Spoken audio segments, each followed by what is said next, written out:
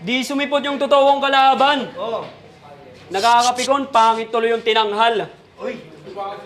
Pero okay na rin to. Tuloy na din to kasi kahit papaano nandito yung kambal. Uy. Uy. Ano ang akala mo? Maliligtas mo yung kapatid mo? Porkit di mo siya pinapunta dito? Gago, kahit anong sabihin ko sa'yo, masasaktan pa rin siya kasi magkamukha kayo. Game! Game! Muntik na ako magbawat sa battle.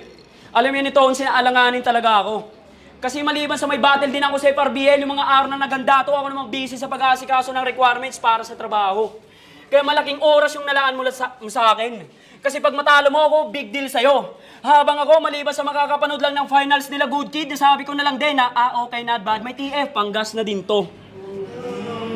Kasi hindi ko yung pinunta ko dito. Ginawa ka ng kasangkapan para matuloy yung balak namin mamaya.